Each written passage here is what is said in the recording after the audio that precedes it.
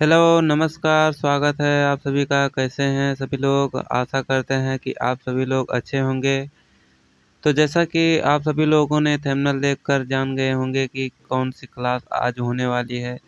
इससे पहले हमने 2 क्लासें की है विचारधारा से, जिसमें हमने एक क्लास में युक्तिवाद को देखा है, दूसरे क्लास में संभववाद को देखा है और आज हम जो आखिरी क्लास है विचारधारा की, तो उसमें हम देखेंगे निश्चयवाद को, जिसे रुको और जाओ निश्चयवाद भी कहा जाता है।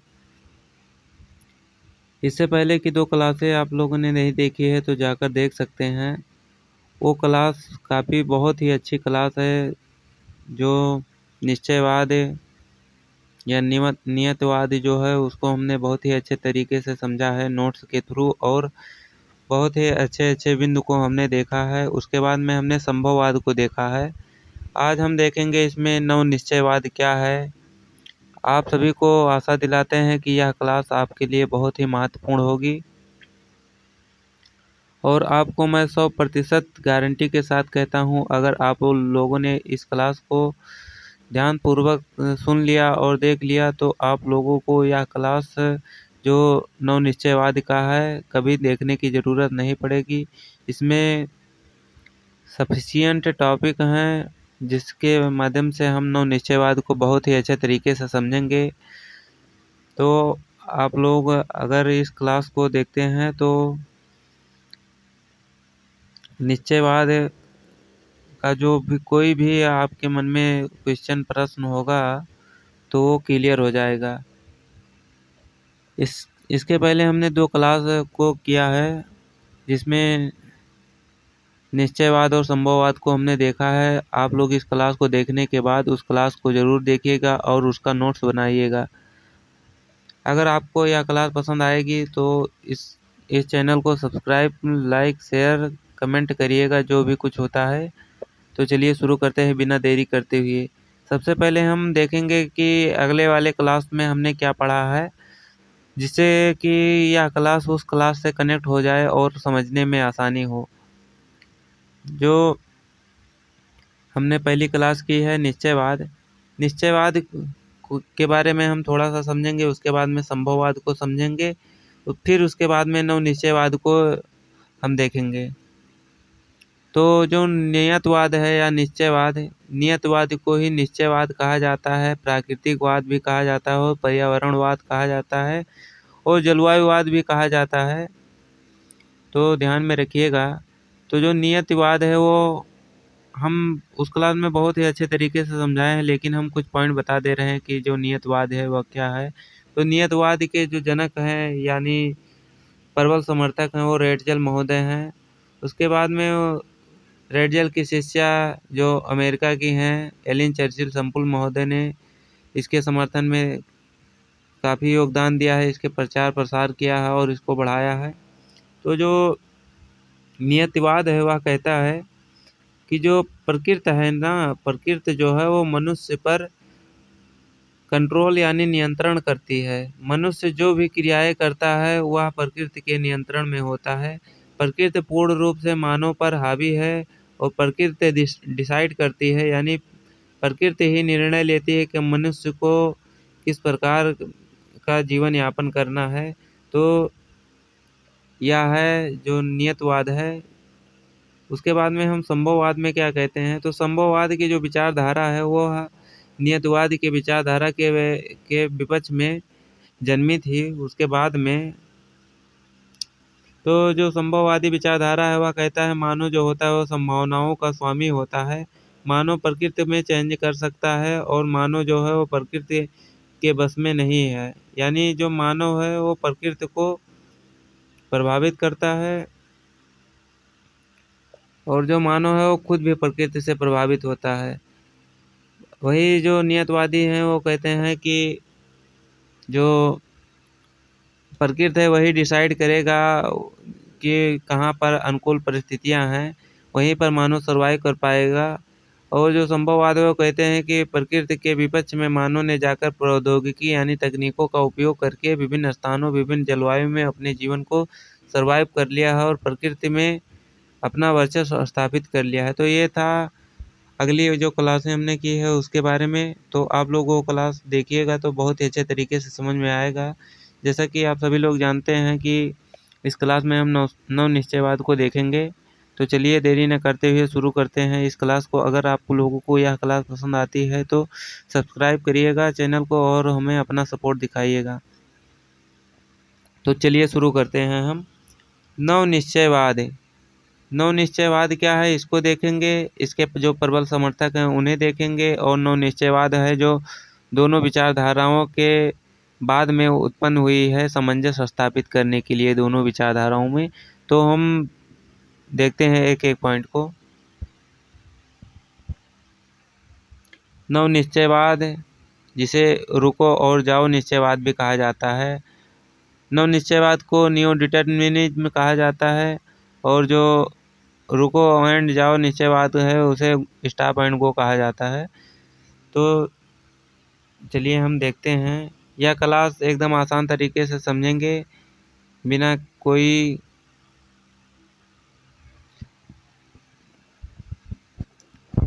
कोई मन में शंका है कि यह क्लास कैसी होगी। तो आप लोग इस क्लास को देखने के बाद में आप लोगों को कुछ खुद ही मालूम पड़ जाएगा कि इस क्लास में कितना महत्वपूर्ण प्रश्न उत्तर आपके जो बनेंगे।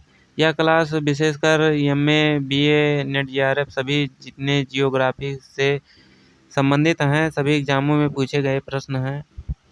तो चलिए शुरू करते हैं एक एक क्वेश्चन को सही तरीके से। अब हम देखते हैं नव निश्चयवाद, रुको और जाओ निश्चयवाद। Neo determinism, stop and go determinism. मानव समुदाय का एक बड़ा वर्ग जब संभववादी विचारधारा से प्रभावित हुआ तो उसने तकनीकी विकास को प्राथमिकता देना प्रारंभ किया और बृहद मात्रा में उपलब्ध प्राकृतिक संसाधनों का उपयोग करने हेतु प्रकृति के नियमों का उल्लंघन किया, जिसके कारण आर्थिक विकास ने गति पकड़ी। अभी हम इसको पढ़कर बता रहे हैं, फिर उसके बाद में इसका हम सेंस बताएंगे, इसका अर्थ बताएंगे क्या है। तो प्रारंभ किया, उसके बाद में बृहद मात्रा में उपलब्ध प्राकृतिक संसाधनों का उपयोग करने हेतु प्रकृति के नियमों का उल्लंघन किया, जिसके कारण आर्थिक विकास की गति पकड़ा। लेकिन संसाधनों की अत्यधिक दोहन होने से संसाधन संकट की समस्या उत्पन्न हुई, और इसके साथ ही पर्यावरण प्रदूषित होने से आपदाओं में वृद्धि हुई। फलस्वरूप व्यापक रूप से जनधन की हानि हुई। तो इसका मतलब है कि एक बड़ा वर्ग जब संभववादी विचारधारा से प्रभावित हुआ था, जैसा कि संभववादी विचारधारा कहता है कि मानव है वो प्रकृति में हस्तक्षेप करके अपने वर्चस्व को स्थापित कर सकता है। तो जो प्रकृति है वह मानव जो संभववाद है उससे काफ़ी प्रभावित हुआ है, काफ़ी प्रदूषित हुआ है। तो उसी का कहना है कि जो संभववादी विचारधारा थी कि प्रकृति का दोहन कर सकता है मानव और प्रकृति में चेंजिंग कर सकता है, जो प्रकृति है वह मानव उसमें पूर्ण रूप से हस्तक्षेप कर सकता है। तो वही हस्तक्षेप से जो पर्यावरण है वो हमारा प्रदूषित हुआ है। तो उसी को इसमें बताया गया है कि जो तकनीकी विकास है वह जो संभववादी विचार के लोग थे उन्होंने बताया कि मानव नई नई प्रौद्योगिकियों का उपयोग करके नई नई तकनीकें जैसे एसी, पंखा, फ्रिज, कूलर आदि का उपयोग करके विभिन्न परिस्थितियों में अपने आप को सर्वाइव कर सकता है।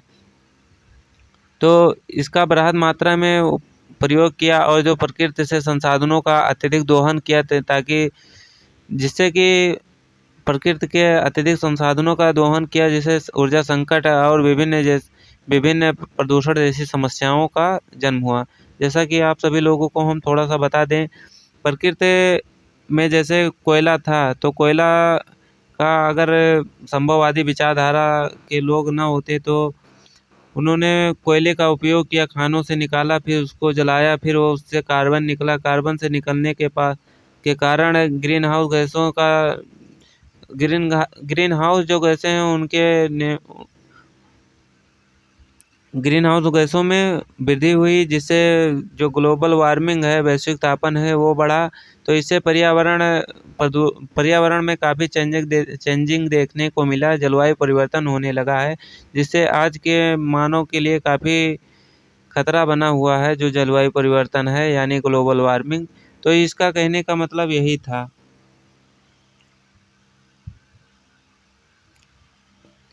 तो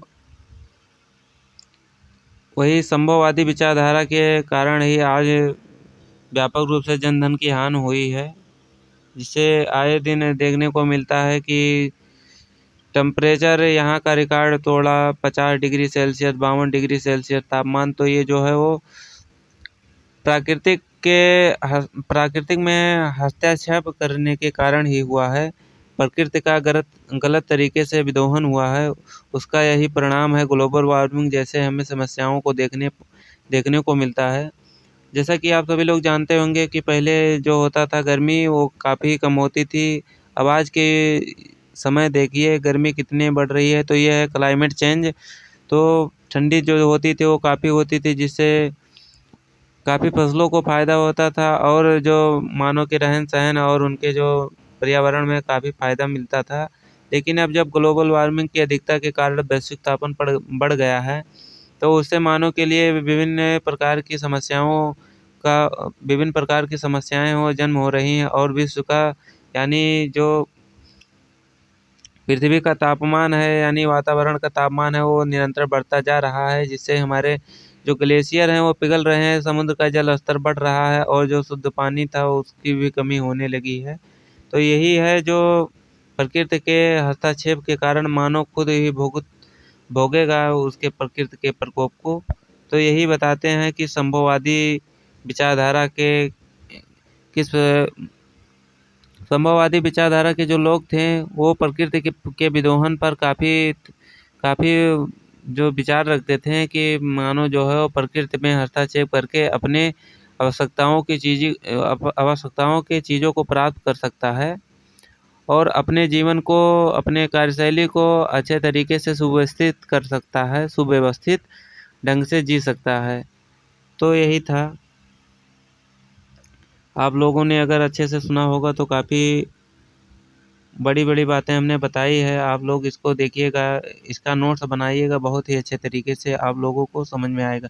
उपयुक्त घटनाओं के कारण जो ऊपर बताए हैं कि प्राकृतिक संसाधनों का अत्यधिक विदोहन हुआ, जिसके कारण आज हमें प्राकृतिक परिवर्तन जैसे ग्लोबल वार्मिंग जैसी समस्याओं का सामना करना पड़ रहा है। तो उपयुक्त घटनाओं के कारण संभववादी विचारधारा की आलोचना होने लगी।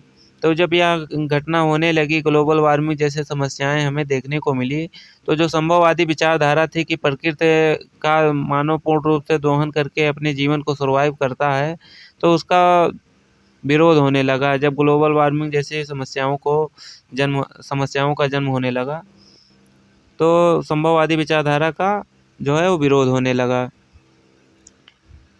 तथा प्राकृतिक पर्यावरण के संरक्षण के लिए वैश्विक स्तर पर विभिन्न संस्थाओं एवं विचारों के प्रयास किए जाने लगे। तो जब ज़्यादा पर्यावरण में प्रदूषण और ग्लोबल वार्मिंग जैसी समस्याओं का जन्म होने लगा, तब विश्व स्तरीय पर बैठक बनाकर इसको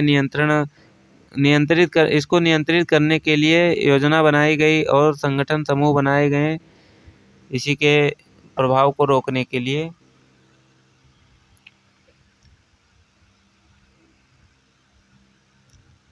अब इसी संदर्भ में गिरपिट टेलर कहते हैं, जो संभव यानी जो नव निश्चयवाद है, उसके जनक गिरपिट टेलर माने जाते हैं, जो ऑस्ट्रेलिया के निवासी हैं, ऑस्ट्रेलिया के भूगोलवेता हैं। तो जो गिरपिट टेलर महोदय हैं, 1920 के दशक में निश्चयवाद और संभववादी विचारधारा के मध्य सामंजस्य स्थापित करते हुए नव निश्चयवाद की संकल्पना को स्पष्ट किया। इस संकल्पना को रुको और जाओ निश्चयवाद भी कहा जाता है। तो जो निश्चयवाद है और जो संभववाद है, उसी विचारधारा के मध्य सामंजस्य स्थापित करने के लिए गिरपिट टेलर महोदय ने नव निश्चयवाद की संकल्पना को लाया, और इस संकल्पना को काफ़ी माना गया है, और यह संकल्पना बहुत ही अच्छी संकल्पना है। आप लोग आगे देखिएगा, ये कितनी अच्छी बात कहे हैं ग्रिफिथ टेलर महोदय ने। कहे हैं कि जो रुको और जाओ, स्टॉप एंड गो थ्योरी जो इन्होंने दिया है, इनका कहना है प्रकृति के संसाधनों का उपयोग करते हुए उनका यानी विवेकपूर्ण से उनका उपयोग करें और उनका विदोहन ना करें, और फिर आगे जाइए, रुकिए और उनके संसाधनों का आवश्यकता के अनुसार उपयोग करिए, फिर उनका विदोहन ना करिए और सतत विकास करिए। तो यही बताते हैं, देखते हैं आगे। ग्रिफिथ टेलर ने मानव की तुलना ट्रैफिक पुलिस से करते हुए यह विचार व्यक्त किया कि मानव ट्रैफिक पुलिस के बाद आर्थिक विकास की दर को कम या अधिक कर सकता है, न कि उसकी आर्थिक दशा में परिवर्तन। जैसे कि बहुत ही अच्छी बात इन्होंने कहा ग्रिफिथ टेलर महोदय ने, आप लोगों को बहुत ही अच्छे तरीके से समझाते हैं, ध्यान से सुनिएगा। जो ग्रिफिथ टेलर महोदय हैं, वह मानव की जो तुलना करते हैं ना, तो वो वो ट्रैफिक पुलिस यानी जो भीड़ भाड़ में जो पुलिस होते हैं, साधनों वाहनों और लोगों को नियंत्रित करते हैं, कंट्रोल करते हैं, रोक कर रखते हैं। एक साइड से गाड़ी आ रही है तो एक साइड की गाड़ी को रोक देंगे, उस गाड़ी के निकल जाने के बाद में फिर दूसरी गाड़ी को छोड़ेंगे, तो इससे अव्यवस्था नहीं उत्पन्न होती है और जो कार्य है वो सामंजस्यपूर्ण रूप से निर्वाह हो जाता है। तो उसी के परिप्रेक्ष्य में इसमें कहा गया है, रुको एंड जाओ भूगोल के परिप्रेक्ष्य में। तो इसकी जो तुलना है पुलिस ट्रैफिक की बात ये है। तो जो है ना, आर्थिक विकास की दर को कम कर सकता है। जो मनुष्य है वो आर्थिक विकास की दर को कम कर सकता है, अधिक कर सकता है, ना कि उसकी आर्थिक दशाओं में परिवर्तन। तो जैसे ट्रैफिक पुलिस में आप लोगों ने देखा कि एक तरफ गाड़ियों को जाने देते हैं, दूसरे तरफ से अगर भीड़ भाड़ हो जाता है तो दूसरे तरफ की गाड़ियों को रोक लेते हैं। उसी प्रकार इसमें भी बताया गया है कि मानव को प्रकृति के संसाधनों का विवेकपूर्ण से उपयोग करिए और जितना ज़रूरत है उतना ही उपयोग करिए। प्राकृतिक संसाधनों का विदोहन न करिए और आगे बढ़िए, यानी अपने ज़रूरत के संसाधनों को उपयोग में लीजिए, अपना सतत विकास करिए और विदोहन ना करिए, और फिर उसका संरक्षण करिए। जितना आपको ज़रूरत है उतना आप उसका उपयोग करिए, उसका विदोहन ना करते हुए, और उसका संरक्षण भी करिए, यानी अपना सतत विकास करते हुए संसाधनों का संरक्षण भी करें, उसका बचाव भी करें। इसका कहने का मतलब है, जैसे पुलिस ट्रैफिक मैन जो होता है वो ट्रैफिक की गति को धीमा भी कर सकता है, तेज़ी भी कर सकता है, लेकिन उसमें परिवर्तन नहीं कर सकता है। तो ऐसे है, मानव अपनी आवश्यकताओं की ज़रूरतों को पूरा करे प्राकृतिक संसाधनों से, और उनके संरक्षण और आने वाले समय के लिए, अपने पीढ़ियों के लिए संसाधनों का संरक्षण करे और बचत करे अपनी आवश्यकताओं की पूर्ति के लिए। तो आप लोगों को अच्छे तरीके से समझ में आ गया होगा इसका जो कहने का मतलब है। तो अगर आप लोगों को यह क्लास पसंद आती है तो इस क्लास को लाइक, शेयर, सब्सक्राइब, कमेंट करिए और अपना प्यार बनाए रखिए।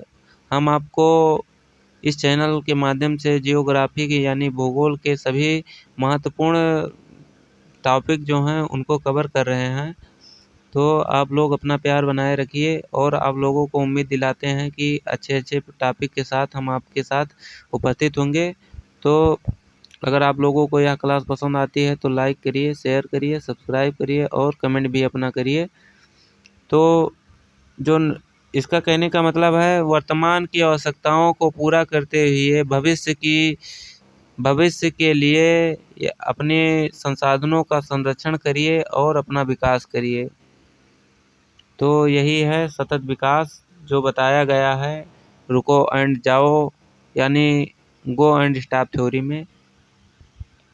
वही यदि मानव समुदाय अपनी विभिन्न प्रकार की आवश्यकताओं की पूर्ति हेतु आर्थिक दशा में परिवर्तन कर प्रकृति के नियमों का उल्लंघन करेगा, तो इस प्रकार की स्थिति में प्राकृतिक पर्यावरण के प्रतिकूल प्रभाव के कारण मानव के अस्तित्व ही खतरे में पड़ जाएगा। तो इसके कहने का मतलब है जो नवनिश्चयवाद है, कि मानव जो समुदाय है अपनी विभिन्न प्रकार की आवश्यकताओं की पूर्ति हेतु आर्थिक दशा में परिवर्तन कर प्रकृति के नियमों का उल्लंघन करता है। इसके कहने का मतलब है, अगर मानव अपने विकास के लिए जो अपने आर्थिक विकास के लिए मानव प्राकृतिक संसाधनों पर डिपेंड है, उसका अगर विवेकपूर्ण से उपयोग नहीं करता है तो जो है मानव का अस्तित्व आने वाले समय में काफ़ी खतरे में पड़ जाएगा। जो अगर प्राकृतिक संसाधनों का विदोहन करोगे तो उसका प्रतिकूल प्रभाव पड़ेगा, जो आने वाले समयों में हमको देखने को मिल रहा है, जैसे ग्लोबल वार्मिंग जैसी समस्याएं।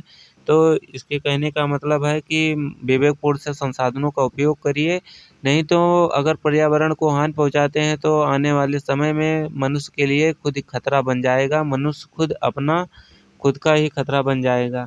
इस तरह गिरपिट टेलर महोदय ने जहां मानव की प्राकृतिक पर्यावरण का परिवर्तन माना है, यानी गिरपिट टेलर महोदय ने मानव को प्राकृतिक पर्यावरण का प्रवर्तक माना है, यानी परिवर्तनकर्ता माना गया है। मानव जो है वो पर्यावरण का परिवर्तन कर ही दिया है। जैसा कि आप सभी लोग जानते हैं, ग्लोबल वार्मिंग से जलवायु परिवर्तन जैसी समस्याएं उत्पन्न होने लगी हैं। तो जो गिरपिट टेलर ने कहा है मानव को प्रकृति पर्यावरण के परिवर्तक माना है, वही यह भी पूर्णतः स्पष्ट किया है कि प्राकृतिक पर्यावरण मानव की विभिन्न गतिविधियों को प्रभावित करता है। जो प्राकृतिक पर्यावरण है मानव की विभिन्न गतिविधियों को भी प्रभावित करता है। जो प्राकृतिक है, यानी इसके कहने का मतलब है प्रकृति मनुष्य को प्रभावित करता है और मनुष्य प्रकृति को भी प्रभावित करता है, यानी प्रकृति को मनुष्य प्रभावित करता है और जो प्रकृति है पर्यावरण है उससे मनुष्य खुद प्रभावित होता है। इसके कहने का सीधा सा अर्थ है। तो अपनी संकल्पनाओं को स्पष्ट करने के लिए यह भी कहा कि मानव नदियों पर बांध बनाकर बिजली निर्मित कर सकता है। इनके कहने का मतलब है मनुष्य अपनी आवश्यकताओं को पूर्ति के लिए बिजली उत्पादित करने के लिए नदियों पर जो है वो बांध बना सकता है। मानव जो बांध बनाकर बिजली का उत्पादन कर सकता है, परंतु नदियाँ समुद्र से उत्पन्न होकर पर्वतों के शिखर पर नहीं पहुंचा जा सकता। इनके कहने का मतलब नदियों पर आप बांध बनाकर अपने आर्थिक विकास को सुदृढ़ कर सकते हैं, लेकिन अगर समुद्र से नदियों के जल को, यानी समुद्र से पानी को अगर पर्वतों पर चढ़ाया जाए तो यह काफ़ी कठिन काम होगा, यह असंभव कार्य है। तो इसके कहने का यही मतलब है कि मनुष्य नदियों का यानी प्राकृतिक संसाधनों का उपयोग करे, लेकिन उसका विदोहन ना करे। जैसे नदियों का जो प्राकृतिक संसाधन जैसे नदियाँ, पर्वत, पठार, मैदान जो ये हैं, इनका उपयोग विवेकपूर्ण ढंग से करें और उस पर बिजली बनाकर अपने आर्थिक विकास को प्रभावित कर सकते हैं। परंतु नदी समुद्र से उत्पन्न होकर पर्वतों के शिखर पर नहीं पहुंच सकता, लेकिन पर्वत से नदियां समुद्र में पहुंच सकती हैं और समुद्र से जो नदियां हैं वो पर्वतों तक नहीं पहुंच सकती हैं। इसके कहने का सीधा सा अर्थ है। इसलिए प्राकृतिक संसाधनों का विवेकपूर्ण से ढंग से उसका उपयोग करें और अपने विकास को सुदृढ़ करें और प्राकृतिक का विदोहन न करें प्राकृतिक संसाधनों का। इसके कहने का मतलब है जो है नवनिश्चयवाद। इस प्रकार प्राचीन काल से वर्तमान समय तक विभिन्न भूगोलवेत्ताओं के द्वारा दिए गए विचारों के कारण पर्यावरण की संकल्पना पर समय कालांतर के साथ व्यापक स्तर पर परिवर्तन हुए और वर्तमान समय में सतत संपोषणीय विकास को प्राथमिकता देते हुए न केवल प्राकृतिक के नियमों का पालन किया जा रहा है, बल्कि संसाधनों के अनुकूलतम उपयोग के द्वारा पर्यावरण संरक्षण के साथ आर्थिक एवं सामाजिक विकास को प्राथमिकता दी जा रही है। तो जो वर्तमान का समय है इसमें बताए हैं जो नवनिश्चयवाद के विचारधारा के लोग हैं, बताए हैं कि वर्तमान समय में सतत या संपोषणीय विकास। अब आप लोगों को यह वर्ड काफ़ी सुने होंगे, लेकिन इसका जो अर्थ है वो कभी अत्यधिक व्यापक है। आप लोगों को हम बताएं सतत या संपोषणीय विकास क्या है। जिसे सस्टेनेबल डेवलपमेंट कहा जाता है, सस्टेनेबल डेवलपमेंट। तो इसका मतलब है कि वर्तमान की आवश्यकताओं को पूरा करते हुए भविष्य के जैसे भविष्य के लिए संसाधनों का संरक्षण करते हुए वर्तमान की आवश्यकताओं, वर्तमान की ज़रूरतों को पूरा करे जो प्राकृतिक संसाधन है, लेकिन अपने आने वाले पीढ़ियों के लिए उसका संरक्षण भी करे। तो यही सतत विकास है। सतत विकास को दो लाइन में अगर देखें तो वर्तमान आवश्यकताओं को पूरा करते हुए भविष्य के आने वाले अपने पीढ़ियों के लिए संसाधनों का संरक्षण ही सतत विकास है, जिसे सस्टेनेबल डेवलपमेंट कहा जाता है। तो देखिए, अब सतत विकास को प्राथमिकता देते हुए न केवल प्राकृतिक नियमों का पालन किया जा रहा है, जो वर्तमान समय है वो काफ़ी इस क्षेत्र में जो है पर्यावरण के संरक्षण में काफ़ी सक्रिय नज़र आ रहा है। औद्योगिक क्रांति के बाद में औद्योगिक क्रांति के ख़त्म होने के बाद में, क्योंकि सबसे ज़्यादा पर्यावरण जो प्रभावित हुआ था तो वो औद्योगिक क्रांति में हुआ था, जो यूरोप में आई थी, जिससे बहुत से पर्यावरण जो हैं वो बैठक हुई इसके नियंत्रण के लिए। आज इस मुहिम को आगे बढ़ाया जा रहा है और प्राकृतिक संरक्षण को काफ़ी विशेष योगदान है और विशेष ध्यान दिया जा रहा है। तो जो बल्कि संसाधनों के अनुकूलतम उपयोग के द्वारा पर्यावरण का संरक्षण के साथ आर्थिक एवं सामाजिक विकास को प्राथमिकता दी जा रही है, यानी पर्यावरण के संरक्षण में काफ़ी योगदान दिया जा रहा है। अब देखें नवनिश्चयवाद के जो उपागम हैं, न्यू डिटर्मिनिस्टिक अप्रोच, नवनियतवाद उपागम, पर्यावरणीय नियतवाद उपागम और संभववादी उपागम की तुलना में नवनियतवादी उपागम जो है पर्यावरणीय नियतवाद या संभववादी, जिसे देखिएगा ध्यान से, जो नवनियतवाद है ये अलग है और जो पर्यावरणीय नियतवाद है या उपागम नियतवाद ये अलग है, और संभववादी जो उपागम है ये अलग है।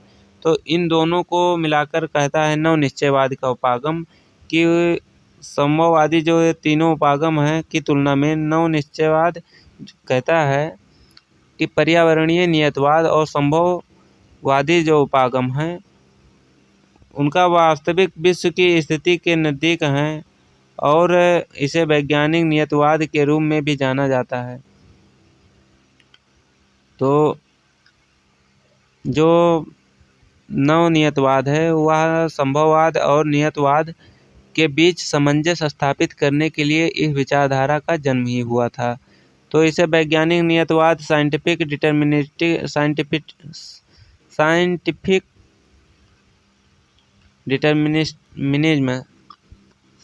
डिटर्मिनिज्म के रूप में भी जाना जाता है। यह उपागम सभी एक सेकंड रुकिएगा, चलिए, यह उपागम सभी अतिवादी अवधारणाओं का खंडन करता है। ग्रिफिथ टेलर एवं वो स्पेड जैसे भूगोलविदों ने प्रकृति के